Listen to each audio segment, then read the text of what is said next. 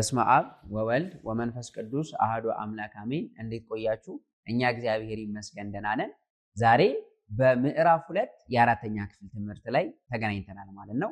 የምዕራፍ 2 ትምህርታችን የግዕዝ የንባብ ስልቶችን ነው የሚያስተምረን፣ የሚናገረው ስለነዛ ነው። በዋነኝነት በአነባበብ ስርዓት ውስጥ ብዙ አይነት ንባቦች እንዳሉ በባለፈው በምዕራፍ 1 ትምህርታችን ተነጋግረን ነበረ። ከምዕራፍ 1 እስከ ምዕራፍ 3 ያሉትን የዳዊት መዝሙር ክፍሎችንም ደግሞ አንብበን ነበረ።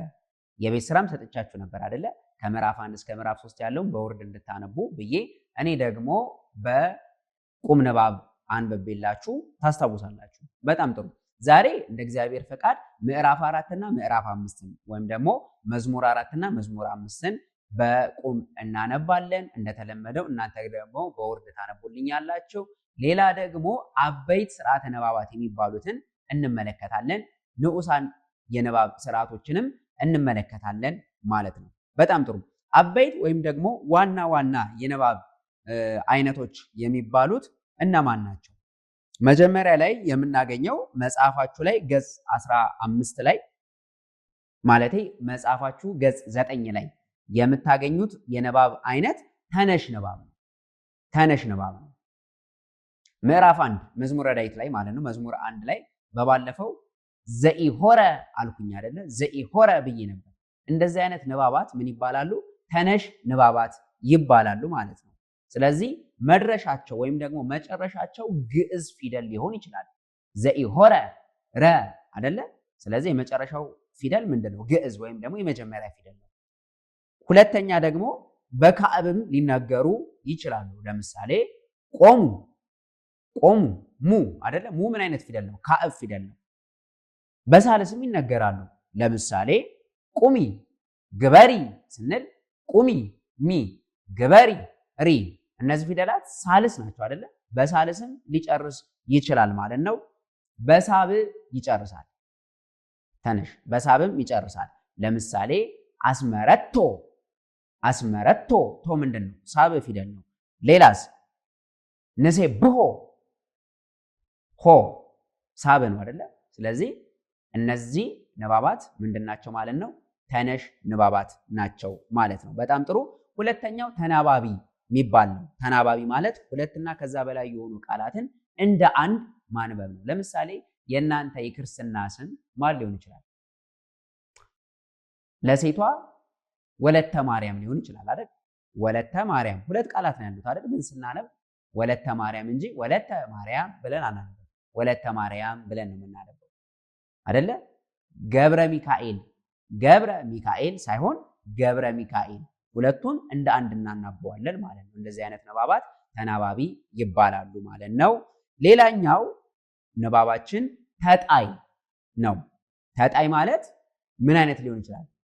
ተጣይ ለምሳሌ መዝሙር አሃዱ መዝሙረ ዳዊት ምን ብሎ ነው የጀመረው?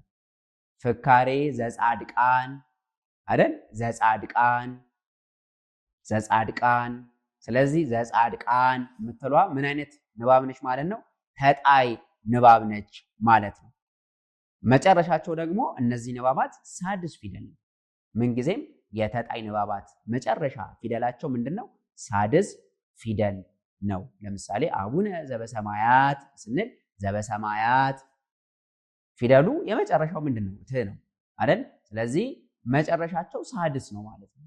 በነገራችን ላይ የተጣይ ንባባትን ስናነብ ከተነሾች ይለያሉ፣ እንደዚሁም ከሰያፍ ተነሽም ይለያሉ። በኋላ ከምናየው ከወዳቂም ንባባት ይለያሉ። እነዚህ ተጣዮች መጨረሻቸውን በመያዝ ሳይሆን የሚጣሉት ከመጨረሻቸው በፊት ያለ ለምሳሌ ዘበሰማያት አያችሁት? ያ ከት በፊት ያለችዋን ፊደል ያዝ አድርጌ ነው የምጥለው ማለት ነው። ዘጻድቃን ስል ቃ ነች የመጨረሻ የምትመስለው ድምፅ አይደለ? ግን ን አለች። ስለዚህ ከመጨረሻዋ ድምፅ በፊት ያለውን አንደኛውን ድምፅ ምን በማድረግ ነው? ያዝ በማድረግ የሚነበቡ ንባባት ናቸው ተጣይ ንባባት የምንላቸው። ሌላኛው ወዳቂ ንባብ ነው። ወዳቂ ንባብ ፍካሬ ሬ አይደል? የመጨረሻውን ቃል በመያዝ የሚወድቅ የመጨረሻውን ቃል አሁን ፍካሬ ሬ ቁጥር ስንጠራ አሃዱ ዱ የመጨረሻውን ፊደል ይዞ የሚወድቅ ንባብ ምን ይባላል ማለት ነው? ወዳቂ ንባብ ይባላል ማለት ነው። ስለዚህ መድረሻው የወዳቂ ንባብ ምን ሊሆን ይችላል?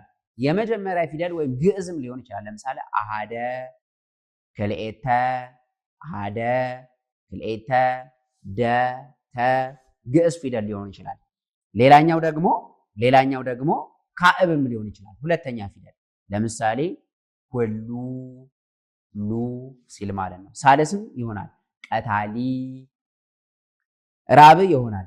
ዜና፣ ና ራብ ፊደል ማለት ነው። ሐምስ ሊሆን ይችላል። አይቴ፣ አይቴ። ሳድስ ሊሆን ይችላል። ሳድስ ብቸኛው ማን ነው? ዝ ይሆናል። በሳድስ ወዳቂ ማን ነው? ዝ ብቻ ነው። ሌላኛው በሳብ ሊጨርሱ ይችላል። ለምሳሌ ለመዝሙር የምንጠቀምበት የዜማ መሳሪያ ማን ነው? ከበሮ አይደለ? ሮ እንላለን። አእምሮ እንላለን። ስለዚህ እነዚህ ንባባት ወዳቂ ንባባት ናቸው። ሰያፍ ደግሞ አሉ። ሰያፍ ተነሽ የሚባሉ ሰያፍ ተነሽ። ለምሳሌ በሰላም ቅዱስ ገብርኤል። አያችሁ፣ ገብርኤል ምን አይነት ንባብ ነው? ሰያፍ ተነሽ ነው። ሰያፍ ተነሽን ከተነሺ የሚለየው ምንድን ነው? ሰያፍ ተነሽ የመጨረሻውን ቃል ይዞ ሳይሆን የሚነሳው ከመጨረሻው ቃል በፊት ያለውን ቃል ይዞ ይነሳል። ገብርኤል። አያችሁ፣ የተነሳው ማን ነው? ኤ ነች። ል በደንብ አልተሰማችም። ተነሽ ሲሆን ደግሞ የመጨረሻውን ይዞ ነው የሚስፈነጠረው የሚነሳው። አቡነ ስንል ነ የምትሏን ድምፅ ይዞ ነው የሚነሳው ማለት ነው። ግልጽ ነው አይደለ? ስለዚህ ሰያፍ ተነሽና ተጣይ መጨረሻቸው ሳድስ ነው። የሚጠቀሙት ደግሞ ከመጨረሻው ፊደል በፊት ያሉትን አንድ ቃል በመያዝ ሰያፍ ተነሽ ሲሆን ምን ይላል? ይነሳል። ወዳቂ ይቅርታ፣ ተጣይ ሲሆን ደግሞ ይጣላል ማለት ነው። ተነሽና ወዳቂ ደግሞ ሲሆኑ ተነሽ ሲሆን የመጨረሻውን ይዞ ይነሳል። ወዳቂ ሲሆን የመጨረሻውን ይዞ ምን ይላል ማለት ነው? ይወድቃል ማለት ነው። ግልጽ ነው። ስለዚህ በዚህ መሰረት ንባባትን መለየት እንችላለን ማለት ነው። በጣም ጥሩ። ስለዚህ አሁን ምዕራፍ 3ን ማለቴ ምዕራፍ 4ንና ምዕራፍ 5ን አብረን እናነባለን። መዝሙረ ዳዊትን ማለት ነው። በጣም ጥሩ።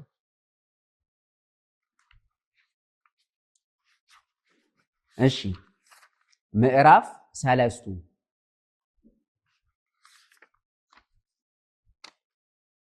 ምዕራፍ ሰለስቱ ባለፈው አንብበናል። ምዕራፍ 40ቱ ስብሐት ለአብ ወወልድ ወመንፈስ ቅዱስ ለዓለም ወለዓለመ ዓለም ሶበ ጸዋዕክዎ ለእግዚአብሔር ሰምዓኒ ጽድቄ ወእምንዳቤ አልሃበ ዲተ ተሳሃለኒ ወስምዓኒ ጸሎተ ደቂቀ ጓለ እመሕያው እስከ ማዕዜኑ ታከብዱ ልበክሙ ለምን ታፈቅሩ ከንቶ ወተሐሱ ሐሰተ አይምሩ ከመ ተሰብሐ እግዚአብሔር በጻድቁ እግዚአብሔር ይሰምዓኒ ሶበ ጸራይኩ ሀቢሁ ተምኡ ወኢተአብሱ ወዘትሄልዩ በልብክሙ ውስተ ምስካቢክሙ ይታወቅሙ ሱኡ መስዋዕተ ጽድቅ ወተወከሉ በእግዚአብሔር ብዙኃን እለ ይቤሉ መኑ ያርአየነ ሰናይቶ ተአውቀ በላዕሌነ ብርሃነ ገጽከ እግዚኦ ወወደይከ ትፍሲተ ውስተ ልብነ እንፍሬ ስርናይ ወወይን ወቅብ በዝሃ በሰላም ቦቱ እሰክብ ወእነውም እስመ አንተ እግዚኦ በተስፋ ባሕቲትከ አይደርከኒ። ስብሐት ለአብ ወወልድ ወመንፈስ ቅዱስ ለዓለም ወለዓለመ ዓለም። ቃሌ አጽም እግዚኦ ወልቡ ጽራህየ ወአጽምዓኒ ቃለ ስእለትየ ንጉሴኒ ወአምላኬኒ እስመ ኀቤከ እጼሊ እግዚኦ በጽባሕ ስምዓኒ ቃልየ በጽባሕ እቀውም ቅድሜከ ወአስተርኢ ለከ እስመ ይኮንከ አምላከ ዘአመፃ ያፈቅር ወኢያሃድሩ እኩያን ምስሌከ ወኢይነብሩ አማጽያን ቅድመ አዕይንቲከ ጸላይከ እግዚኦ ኩሎሙ ገበርተ አመፃ ወተገድፎሙ ለኩሎሙ እለ ይነብቡ ሐሰተ በእሴደም ወጉህላዌ ያስቆርር እግዚአብሔር ወአንሰብ በብዝሃ ምሕረትከ እበውእ ቤተከ ወሰግድ ውስተ ጽርሐ መቅደስከ በፍሬሆትከ እግዚኦ ምርሃኒ በጽድቅከ ወበእንተ ጸላይተ አርት ፍኖቴ ቅድሜከ እስመ አልቦ ጽድቅ ውስተ አፍዎሙ ልቦሙኒ ከንቱ ከመ መቃብር ክሱት ጎራኢቶሙ ወጸልሐው በልሳናቶሙ ኮንኖሙ እግዚኦ ወይደቁ በውዴቶሙ ወበከመ ብዝሃ ብሎሙ ስድዶሙ እስመ አምረሩከ እግዚኦ ወይትፌስሑ ብከ ኩሎሙ እለ ይትወከሉከ ለዓለም ይትሐሰይ ወተሐድር ላዕሌሆሙ ወይትሜክሑ ብከ ኩሎሙ እለ ያፈቅሩ ስመከ እስመ አንተ ተባረኮ ለጻድቅ እግዚኦ ከመወልታ ስሙር ከለልከነ ስብሐት ለአብ ወወልድ ወመንፈስ ቅዱስ ለዓለም ወለዓለመ ዓለም። ስለዚህ በዚህ መሰረት ማንበብ እንችላለን ማለት ነው። በቀጣይ የምዕራፍ 3 ትምህርታችን ላይ እንገናኛለን። ስለነበረን ጊዜ የእግዚአብሔር አምላካችን ስም የተመሰገነ ይሁን። በቀጣይ እስከምንገናኝ ሰላም ቆዩ።